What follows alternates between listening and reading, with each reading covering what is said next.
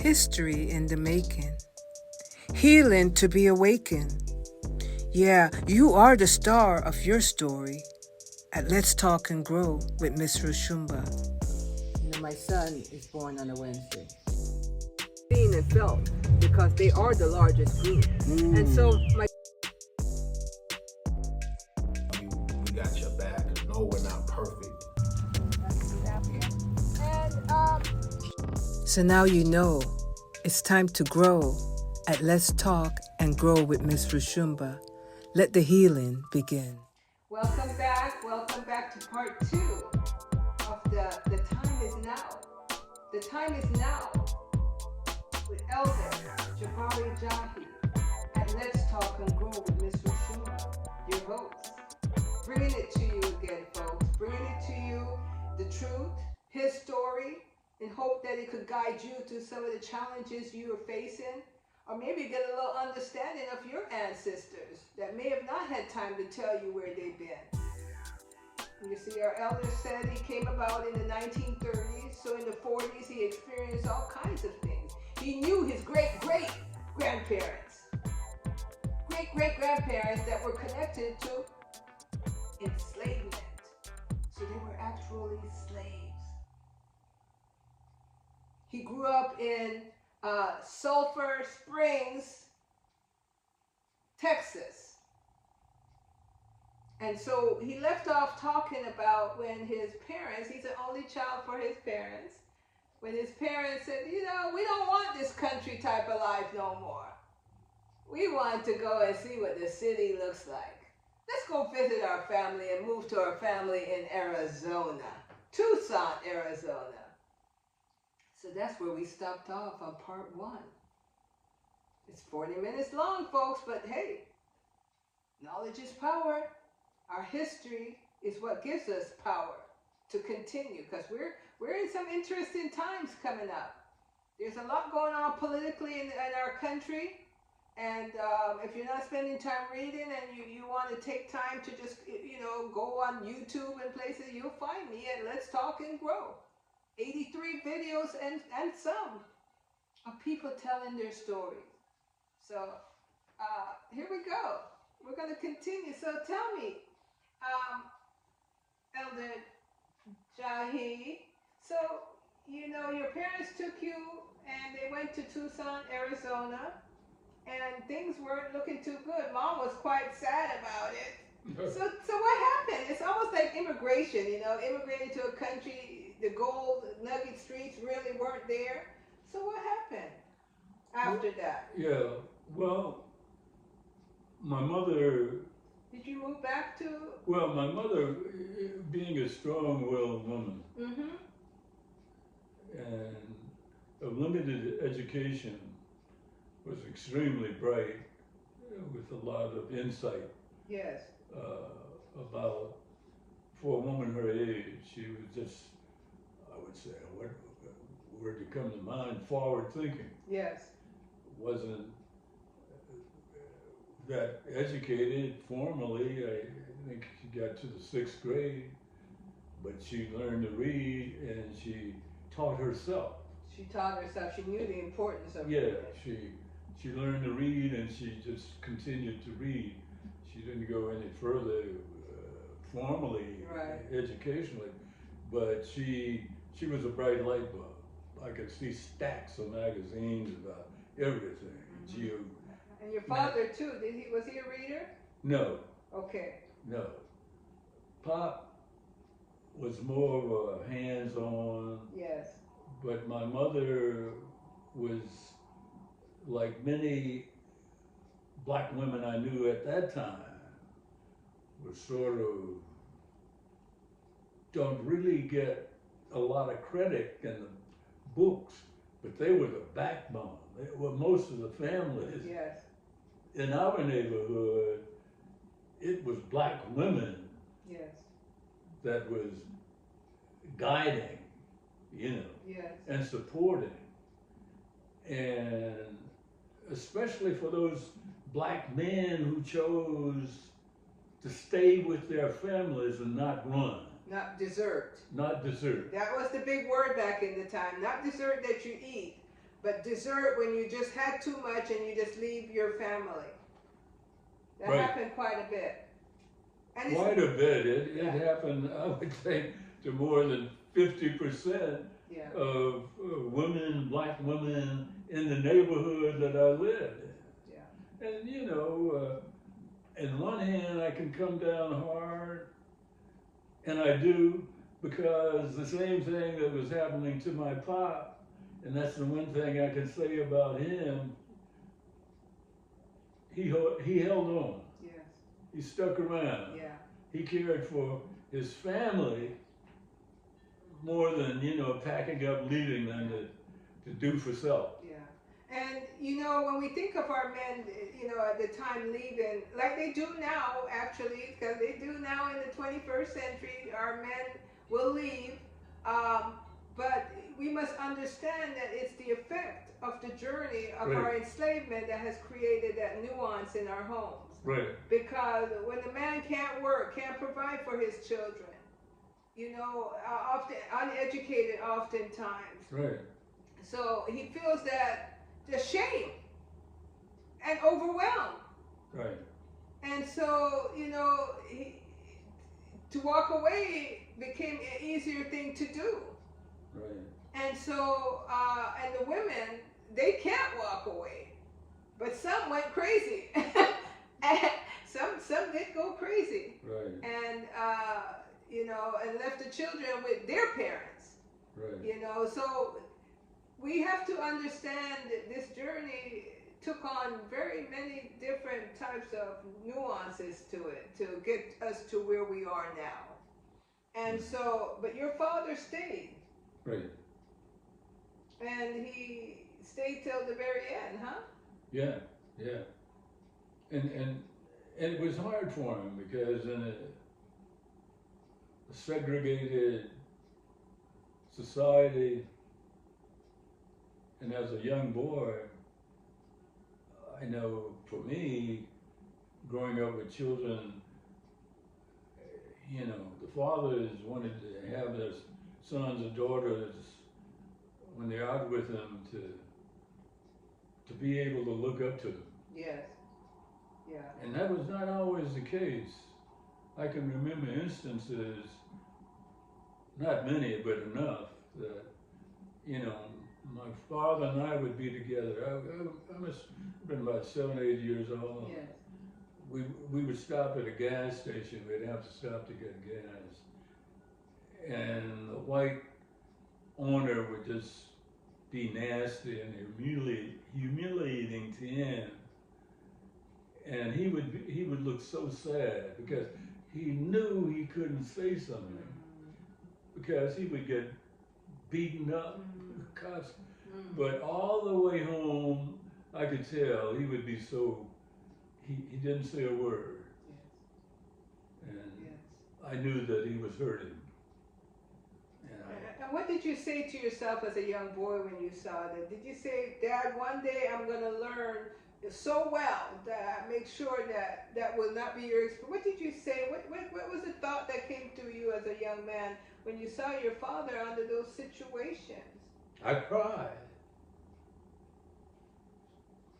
Because I cried because I felt so sorry for him. Yes, sir. And he would reach over and pat me on the knee and say, "Oh, that's all right, sane boy." Yes. Because my nickname was Saney. Saney. Saney. Saney. Yeah. He would reach over and pat me on the knee. "That's all right, sane boy." I said, "Okay, Yes. Pop." Yeah. Yes. That's the name that everybody knows me by back in the old Nicknames. country.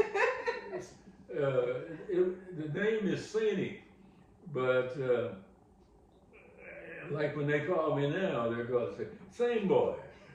So, where did that name come from? Well, Is it like, no, well, the story is that, you know, all women had to work when they could out in the fields, Yeah. but when I was born, my mother, you know, during her, you know, the period she couldn't work, she would stay home you know, in the little tube.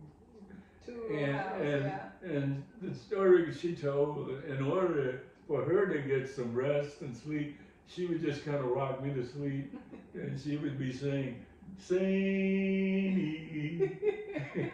Saini." So when I grew up, everybody knew me as Saini.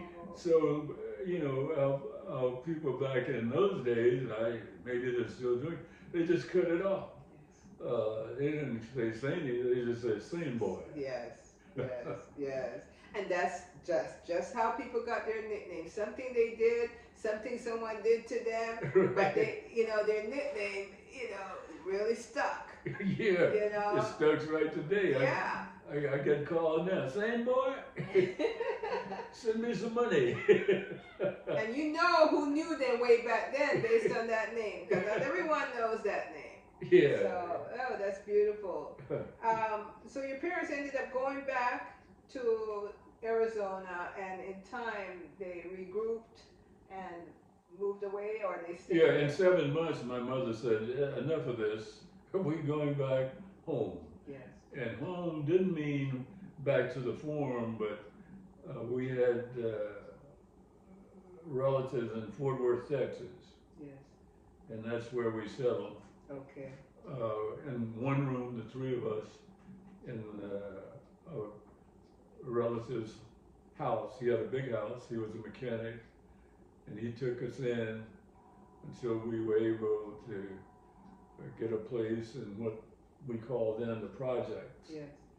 And I have a picture on my wall Yes. back there that depicts what the projects looked like. Back And, then. yeah, and it's a sort of a, I saw that picture and I said, I gotta have it, because it's a replica Okay. of where we were living. But because of my mother, she was always observing how the best way we could spend our money, blah, blah, blah. Right. So we moved into a larger apartment where it was just three of us, a duplex where Okay. we were on one side, and others on the others. Then there were rows of houses in that project. So the projects then were more not a place where you go and spiritually die, but you go and you get strong economically and rise. Would you say? Yeah, it was a start. It was a start because you had to pay rent. Yeah. And which you weren't accustomed to because you lived around family all the time. But that's where my family financially began to take root, especially my father. Yes. Because not any formal education, he got a job in a auto body shop. Okay. And he was always observant, and he would just watch the painters and how they mixed paint. And Pop said one day they had to get a car out, and they needed to get it out, and they said, "Horace, can you help us out?" And Pop, they didn't know he had been, so Pop mixed up the paint, and the paint, it was beautiful. And from that moment on, he became the painter. And not only became the painter for that shop, but all of the high-end companies, knowing his work, like Cadillac and Oldsmobile, he was working for Ford and some of those, they would say, "Send Horace over here, we got a job no one can repair." So he mastered what he did just in observing. Right. And then he developed a reputation as a black man. If you ran across any paint job that you couldn't handle in the auto world, call Horace Thomas. Look at that. And he didn't have any education in the traditional sense. No, 6th grade. 6th grade. I don't think he probably even went to the 6th grade. But he wasn't a lazy man. And he observed because he realized that if he's going to be able to feed his family, he better know something and know it well. Yeah. And that was the way of the people in the past, wasn't it? Right? Most of them that couldn't read or write, it was always observation and watching how things were done and memorizing it and mastering it. Yeah. My father was a true example of that. I was so proud of him, you know, Yes. the way people. I was just going into high school by that time, or maybe not. Yeah, I was still in junior high, but you know, I began to hear other people talk about how he had developed into a professional automobile painter, and that made me proud. Yeah. And he knew he made you proud, didn't he? Yeah. You were close to your father. Oh, very close. Wow. Yeah. Wow. Yeah. He thought he thought I could walk on water. Look at that. Look at that. Did you look like your father? People, I would get embarrassed because people thought we were brothers. You know. Because he was a young dad. Yeah, I'll show saw you a the picture. I saw the picture of him. People, you know, I'd get sometimes upset. I said, "Oh, is this your brother?" I said, "No, this is my son." Yes. Yeah. Now, did your father know? I mean, when you made it to college and graduated, was your father still around to see that you were able to accomplish, high education, college, and everything? Was he still alive? Yeah, he saw some of the early stuff. Mm-hmm. He saw me struggle, and that's they didn't know it, but they acted as motivators. Yes. Not only my parents, but my wife's parents. Yes. Even more so my wife's parents, because you know, like my mother, they had similar backgrounds in the South. They worked iron clothes, wash clothes for white folks, and domestic. Yeah. And that's my wife there. Yes. And for her to graduate at the top of her class, what do they call it? magna cum laude, His wife. Yeah. And decided to marry a person that had not completed college. Meaning you at the time. Yeah, because they had envisioned all of their hard work that, that she would have the pick, and she probably would have, of the top, one of the top black men students. Cum laudes too, magna cum laudes as well. And here she came telling them she was marrying a college dropout. Wow. And he was on his way to the army. Okay. You talking about a disappointment. It took me years for them to kind of get over that hump. Wow. You know, Right. until they She found. loved you, and you loved her. Oh, without that woman, I wouldn't. Wow. So you met each other where? Well, I was at UCLA, and I came home for that Christmas. So this is after the military? No, this was before the military. I was going to Texas Southern University. Okay. And I transferred to Texas, from Texas Southern University to Los Angeles City College. Mm-hmm. But during the holidays, I'd come back home, and I was home in the holidays, and someone would say, "Hey, Sandy, man, there's a party down in Cleveland." Cleveland was about 32 miles away. Yeah. So I said, "Oh, Ohio? Yeah, Okay. no, from Fort Worth, Texas." Okay. Remember, we had moved back from Arizona. Right. So I said, "Hey, Sandy, there's a party." I said, "Oh man, I was never an outgoing kind of guy. I was what they considered a loner." Yeah, you're being the only child. A loner. Yeah. So I went to the party, and when I walked in, everybody was up dancing. And there was a couch like this, and she was sitting on the end of the couch. And I said, "Well, everybody's up dancing, doing their thing." And I said, wow, this is kind of great for me. So I said, may I sit?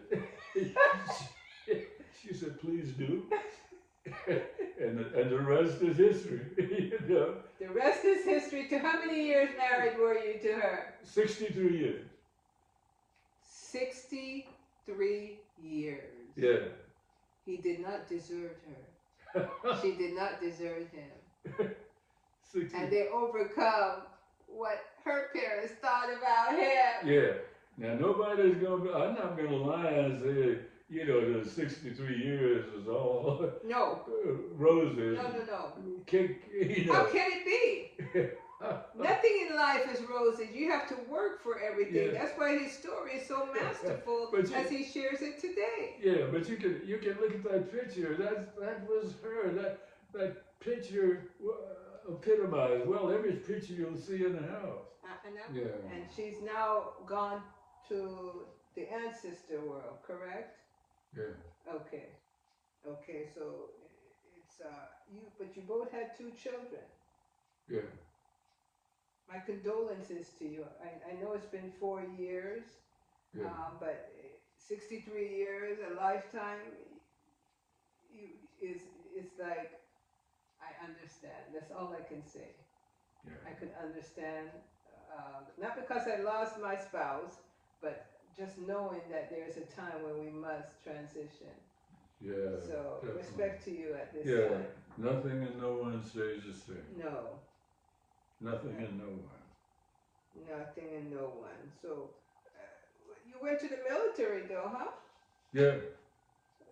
Like young men of most African American young men of the time, was it that they were drafted or they just signed up?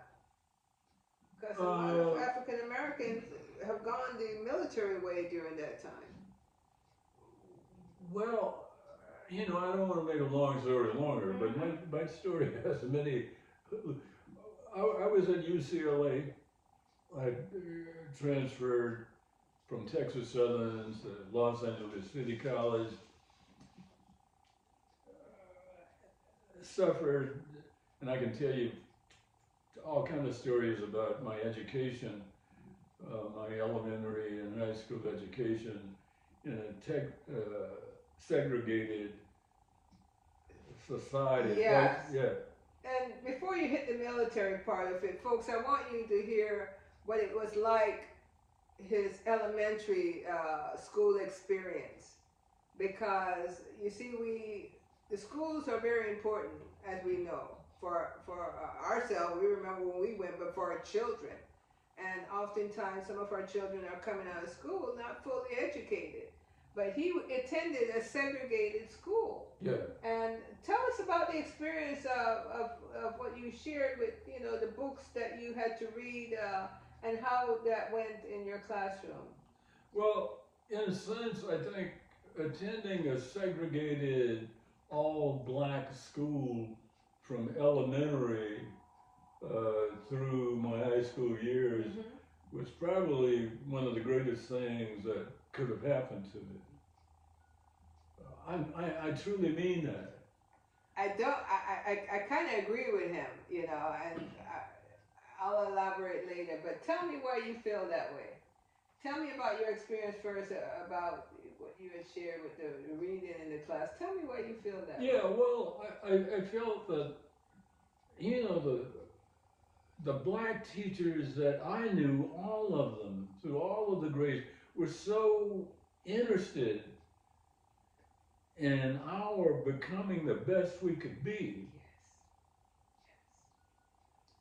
That they did everything they could at school, and then they would make sure the parents, they would be calling parents if you were acting up.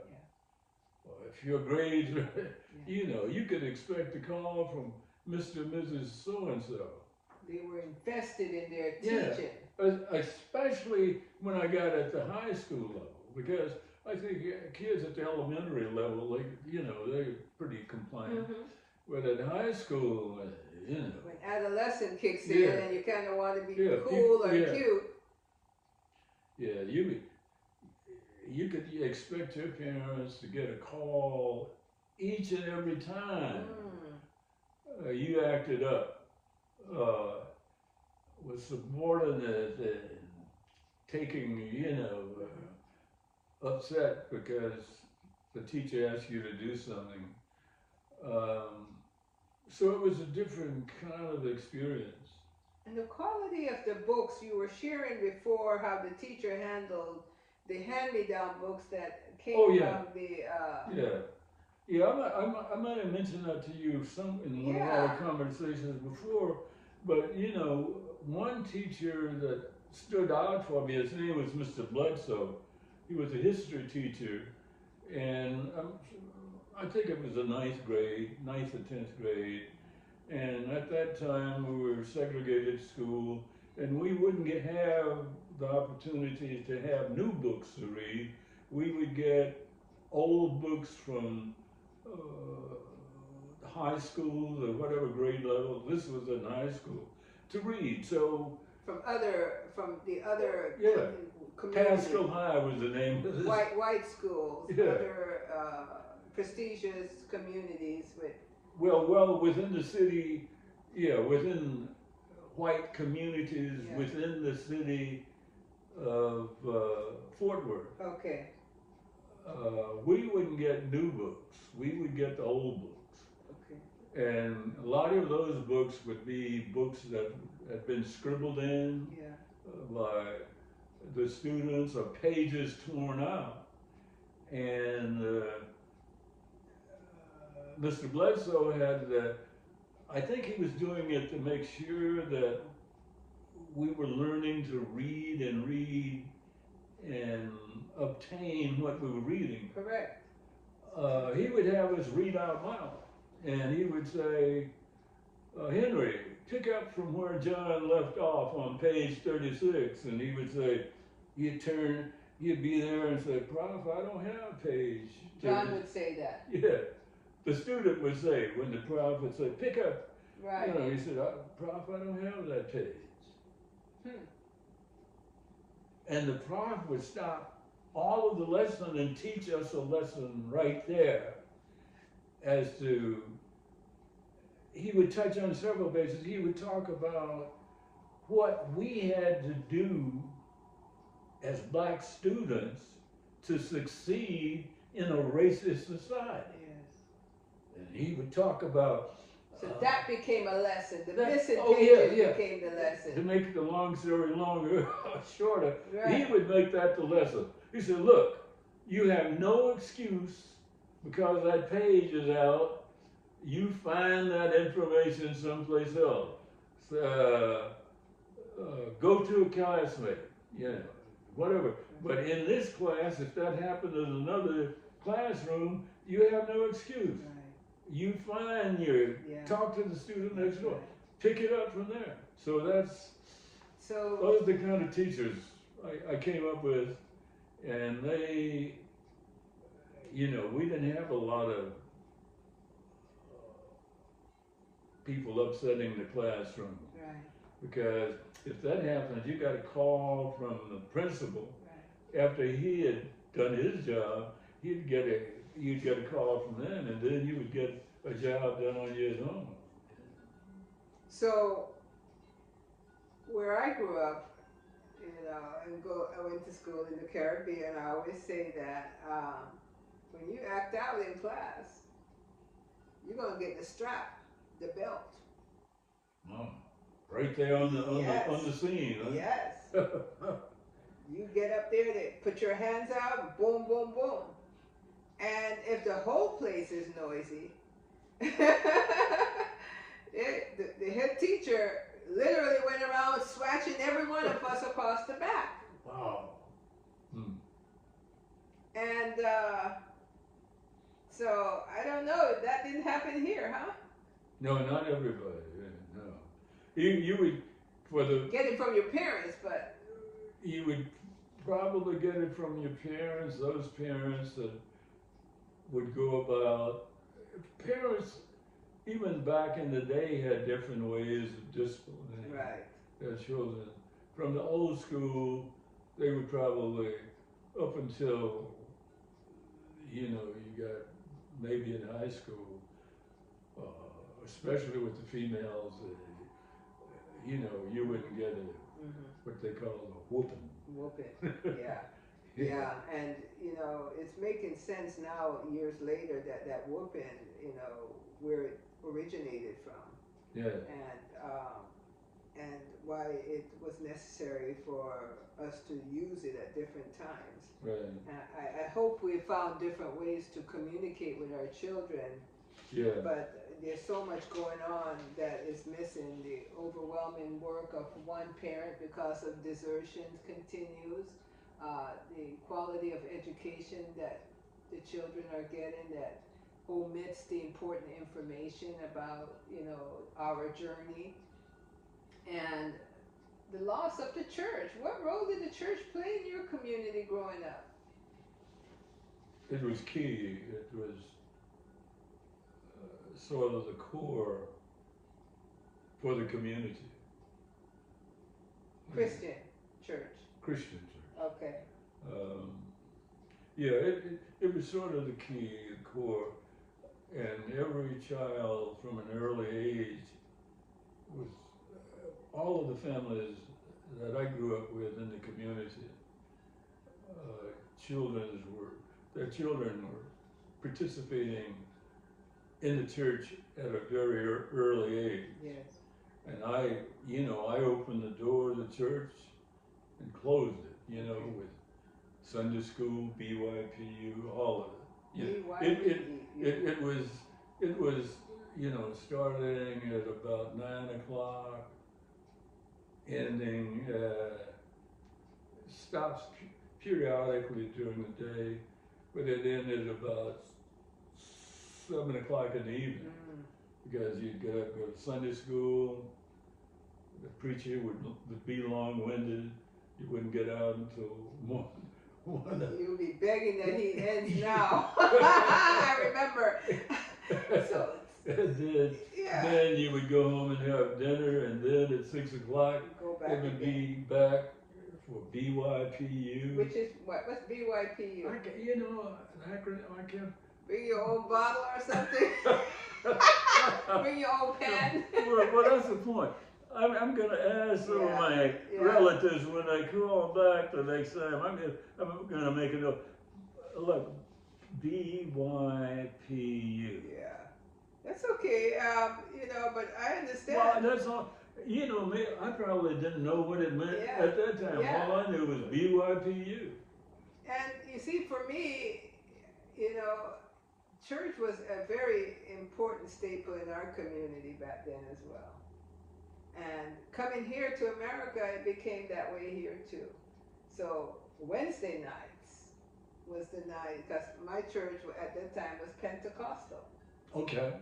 Yeah, I remember. That was that one that you carried for the Holy Ghost. Right. I remember Pentecostal church in our community in the summer. Yeah. You know, there was no air conditioning. Right. And they'd have the windows up, and it would be at nighttime, and Wednesday we'd be riding our bikes, and that would be one of our favorite stops at the Pentecostal church. They made a lot of noise in there. They made a lot of noise, and they got the Holy Ghost.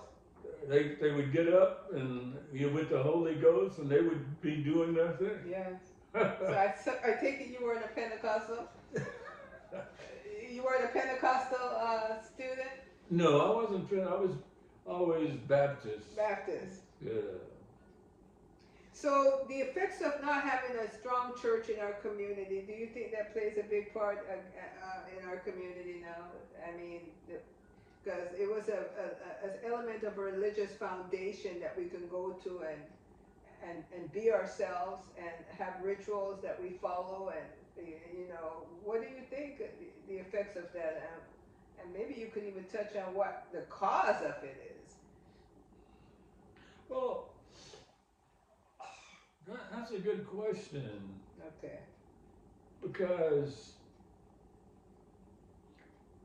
my thoughts and my thinking based on, that's one thing I don't get into much, is religion.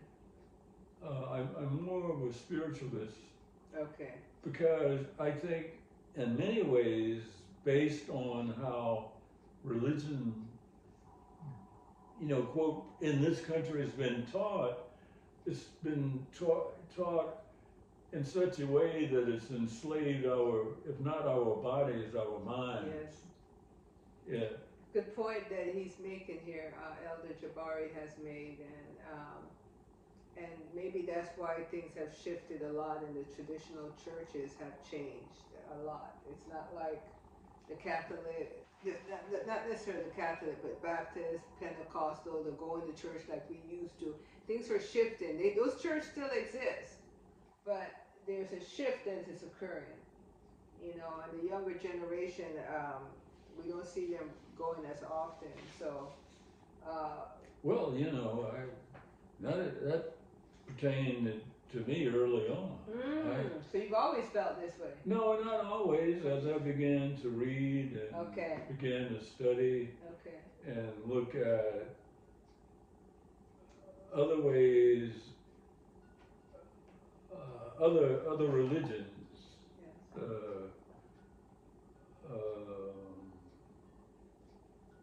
studying some of the ancient religious practices. I began to gear away from my early childhood training, not debunking it, but Christianity became a reference point, but not where I tended to grow spiritually. And of course, that took a lot of courage because of my family, but fortunately because of my wife, she had a belief in me in such that she always felt in those areas, she always encouraged me to follow my path. Wow. Yeah. Wow. That's a powerful relationship. Yeah. That's why I love that woman so. Even now I talk to her. She stuck with me and probably took a lot of negativity from others about me that she never shared, because she continued to believe and live and associate with the people that she felt comfortable in living her religion of spirituality, but never opposed what I was doing. But I always felt that, Jabari, if you feel comfortable with that, I would, as long as, it's not detrimental to the family and it's keeping you on a path that is not going to hurt the family in any way. Do you think the reason why your relationship was somewhat mutually balanced was because of your ability, your educational levels that you both had, both college degrees? Definitely so. Yeah. Definitely. I would think, I think, I don't know, but I've read a lot and I had the experience. I think when the educational training has been more equal, it's easier let me speak personally, it was easier for us to communicate and encourage. Because after we married, it was, because of our educational level, we always felt we had to get more education in order to,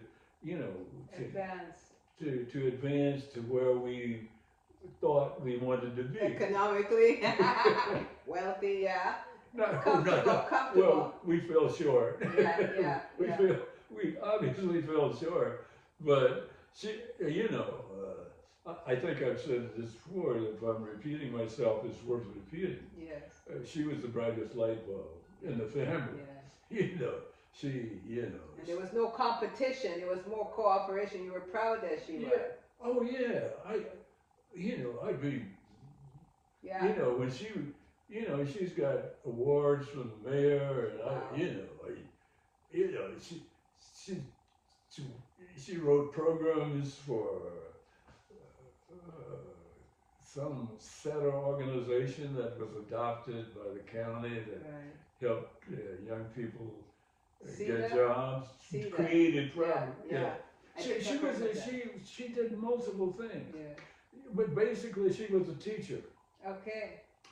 And she began to branch out after, you know, I took a position in Columbia, Missouri.